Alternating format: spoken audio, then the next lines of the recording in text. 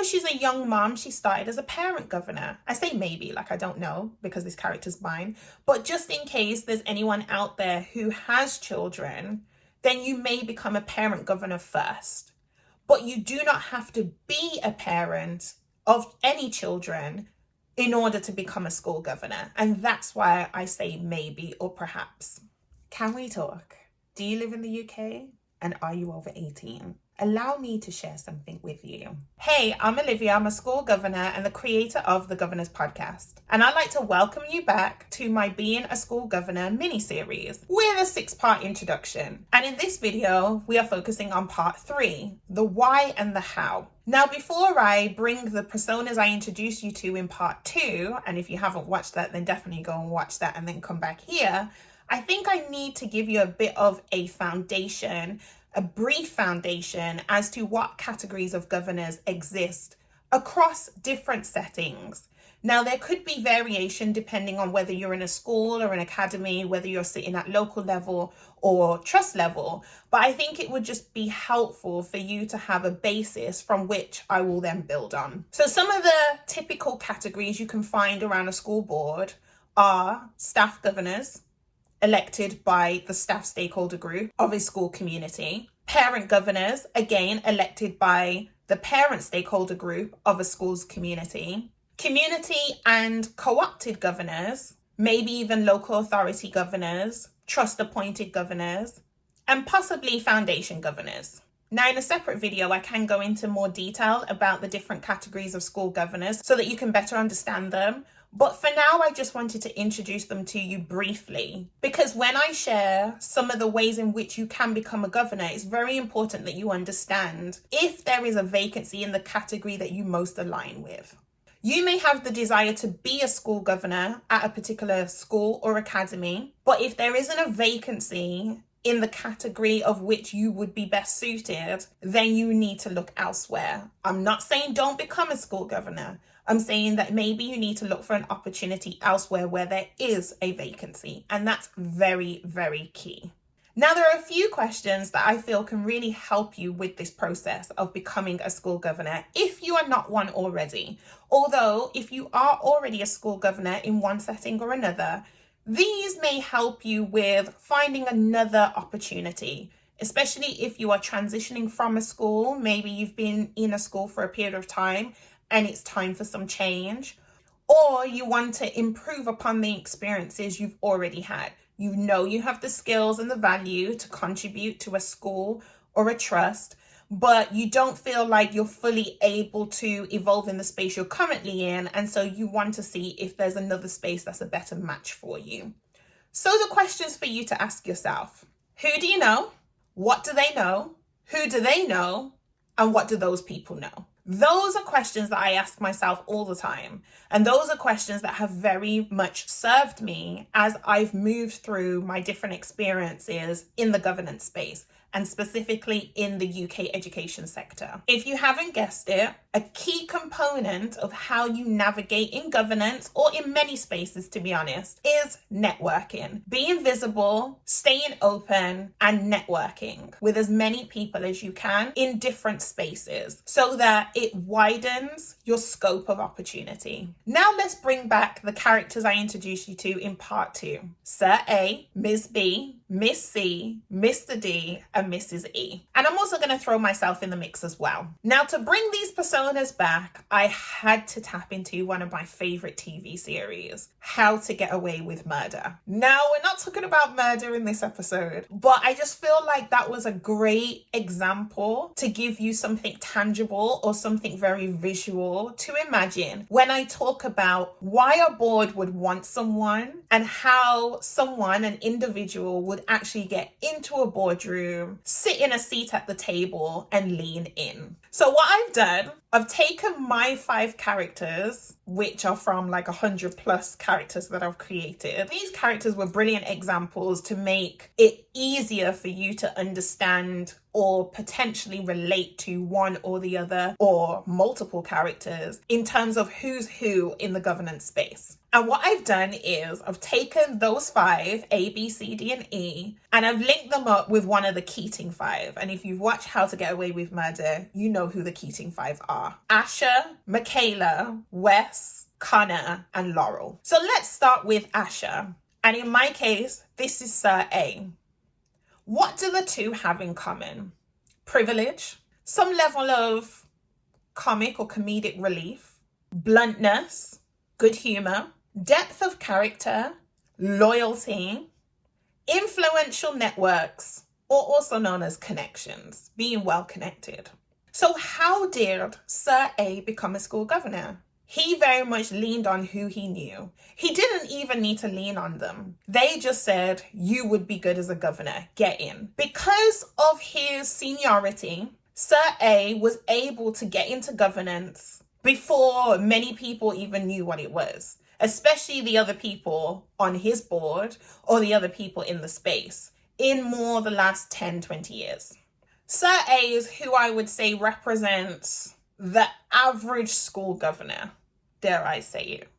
Maybe that will give you a visual. It became very natural to him to be in certain circles very early on, especially because something that I know about this character is he comes from a well-connected background. And so therefore opportunities are immediate for him. And so it was a no-brainer. It's just a case of when he gets in and how long he chooses to stay. But because his why was time, he has some conversations with his buddies in social spaces and opportunities pop up. They're not even opportunities to him because it's more likely that the opportunity wants him or needs him rather than he needs it. Let's move on to Ms. B. And she is aligned with Michaela. Now, what do Ms. B and Michaela have in common? Ambition, career aspirations, because if you've watched the TV series, Michaela is somewhat modeling herself off Annalise Keating. She wants to be the next Annalise, the young one. And you also see that in the collab episode between How to Get Away with Murder and Scandal, the crossover. I think it's How to Get Away with Scandal. That's what it's called. And she wants to impress Olivia Pope. They're both polished. They both have a strong work ethic. They're both super intelligent and have a sense of perfectionism about them. They're very disciplined. And I guess you could say there's an undertone of a fear of failure or desperation to prove oneself. So how did Ms. B become a school governor? Well, if you remember from part 2, I talked about how she was really driven for progressing in her career.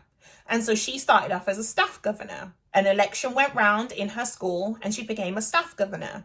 But she quickly realized that there were some things that a staff governor just may not be able to do because of some slight criteria around being a staff governor. So I guess you could say some restrictions, like staff governors may not be able to sit on a disciplinary panel or an exclusion panel because there could be a conflict of interest. So the restrictions are not because you're any less important than a co-opted governor, but it's just to protect you. There may be some things that you're unable to participate in. So what Ms. B would have done is experience governance as a staff governor, but then looked for opportunities to be a different category of governor in a different setting where there weren't the same conflicts or potential for conflicts. Next up is Miss C. And of the Keating 5, I linked her up with Wes. So what do Miss C and Wes have in common? They're unassuming at first, unpolished. They have a very strong moral compass. They're super empathetic. They have a deep sense of empathy as part of their character. They're highly observant. You could even say that they're highly vigilant.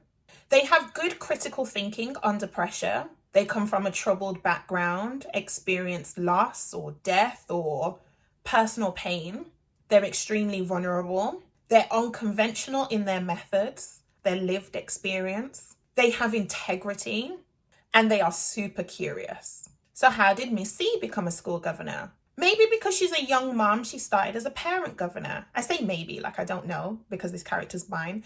But just in case there's anyone out there who has children, then you may become a parent governor first. But you do not have to be a parent of any children in order to become a school governor. And that's why I say maybe or perhaps. But in Miss C's case, becoming a parent governor exposes her to the boardroom, exposes her to the strategic level of school leadership. But maybe she uses that as leverage after a year or two or 4 years, which is a term of office, to become a different category of governor in a different setting, so that it can then give her access to different experiences, different roles, different responsibilities, different opportunities to evolve as a strategic leader. With Miss C, if her child is young, she is likely to become a parent governor in a primary school or in a primary education setting. But then after some time, she then leverages her experience to become a community governor at a secondary school. And that will allow her to have more context around education for teenagers or those between the ages of 11 and 18, given her experiences of personal loss of her younger cousin during her secondary school years. Penultimately, we have Mr. D, and I align him with Connor. So what do Mr. D and Connor have in common? They're charming, resourceful. They have a very obvious sense of confidence or self-assuredness in themselves. They are willing to navigate grey areas. They're quite complex. They think very well on their feet, quickly and efficiently. They have charisma, extremely charismatic in the way that they communicate and show up. Simply in their presence, you get that energy from them. But there's a deep sense of inner conflict. There is something about them internally that they are highly aware of. And you could say that they mask that vulnerability with all the other things I've just said. So how did Mr. D become a school governor? I would say Mr. D is extremely tactical and strategic. And so his school governance journey could have started as an associate member. So fresh out of post-16 education, out of sixth form, at 18, 19 years old, he joined a board as an associate member just to really get a sense of what meetings are like or what being a school governor could be like. So he wasn't necessarily a voting member, he wasn't a fully fledged school governor for a particular board, but he was able to be exposed to those settings, to those spaces. And then after some level of familiarity and a vacancy was available in the category that he best aligns with, he then becomes a school governor and starts a term of office. Now, it's very important at this point that I mention terms of reference. It's essential that you understand how things are done here in terms of the setting that you are applying for or the setting that you're in. And that you can find in the terms of reference, which is a set of papers or documents that explain the composition of a board and what its responsibilities are. So the delegated duties of a particular governing board or body. Lastly, we have Mrs. E, and in some ways she mirrors Laurel. So what do Mrs. E and Laurel have in common? They're both calm under pressure. They exude composure when there are chaotic situations around them. They may be a little quiet, but they're super intelligent, so don't underestimate them. They're extremely perceptive and very effective in their communication and decision making. They have a moral center, and especially when there are opposing personalities or very strong personalities within the same setting. They come from a wealthy family or they have a wealthy history. So they may not come from old money, but they may come from new money. So they're deeply connected.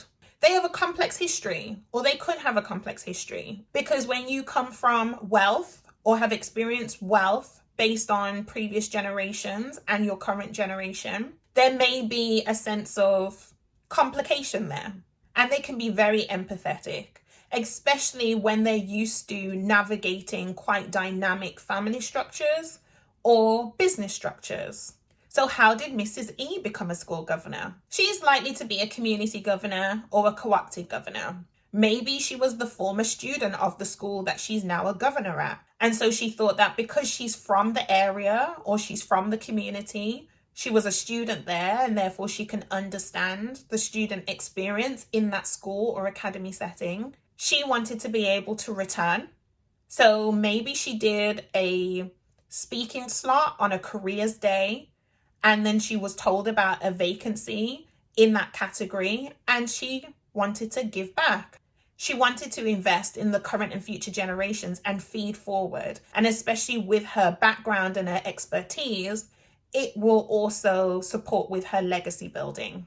Now, I've actually had more fun sharing those 5 different characters and how they became a school governor and why boards would want them or why boards would benefit from them being in the space. Now, it's not to say that all 5 of those people sit on the same board, but they could. And it just shows that your routes into governance could be varied from one person to another. So you could be sitting next to someone in a meeting whose background, whose why, and whose route into governance is very different from yours, but you have a shared vision. You want better for that school community or academy community or that trust community or the community in which that educational establishment is situated. Now, a little about me, because I can get really detailed, but I'm just going to give you a brief summary of how I got into being a school governor.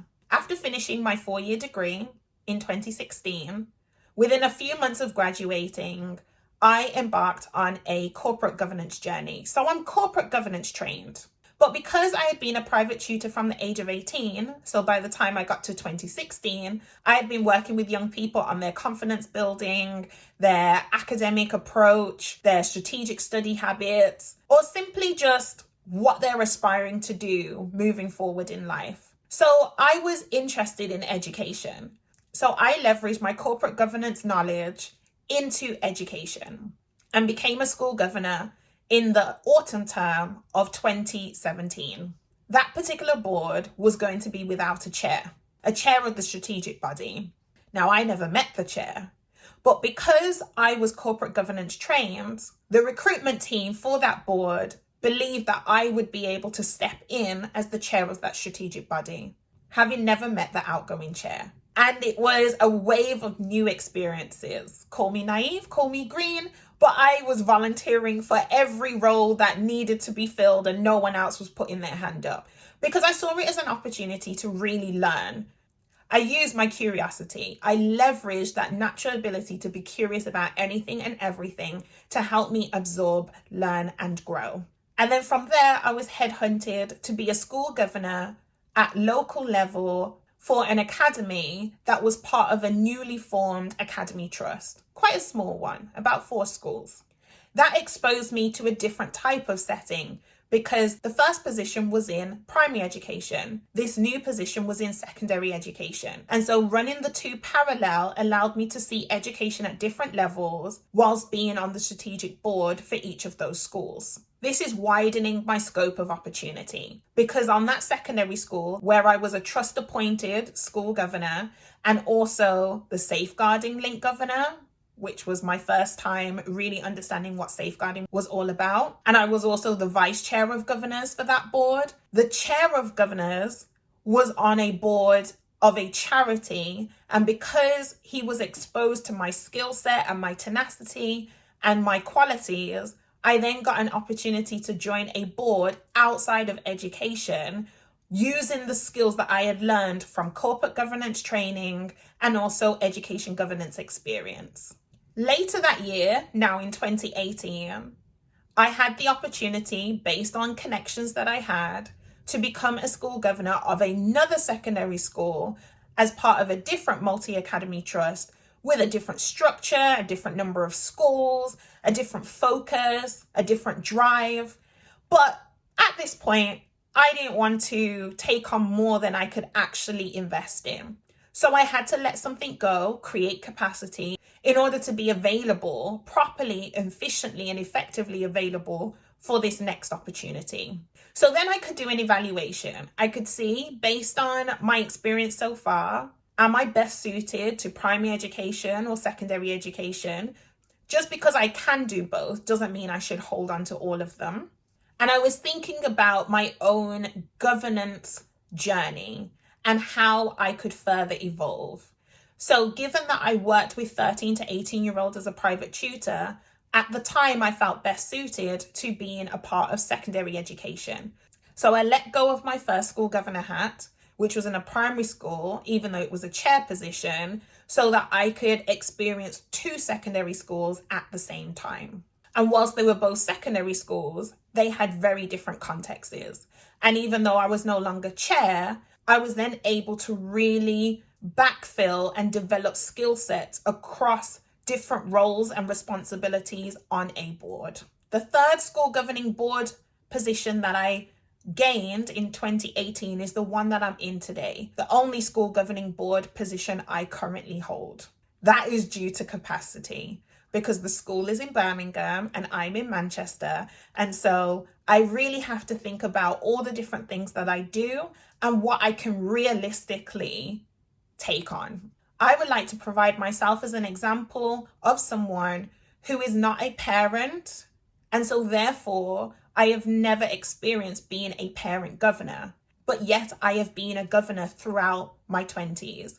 I started on my governance journey when I was 22 years old and part of that corporate governance course. And now being in my early 30s, I have been in the governance space in some way, shape or another for 8+ years. So let's quickly recap and see the ways that you can get started.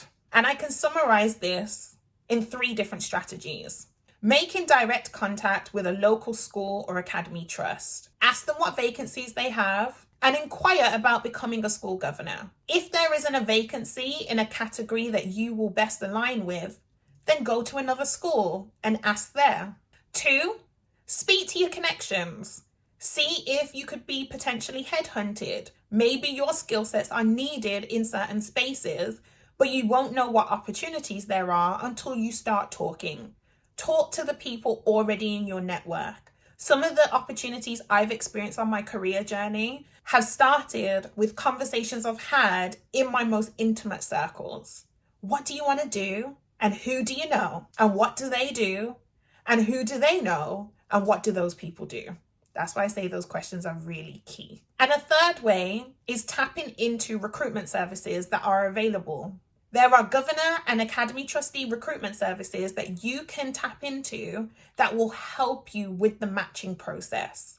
Now that was a lot of information, but hopefully whether it was one of the fictional characters who have very real experiences or myself or something else that I said more generally that has been of value or of use to you, whether you are taking your first step into governance or whether you are already experienced, already exist within governance, but you want to experience change. Thank you for watching. Feel free to drop any questions in the comments below and I'll see you in part 4.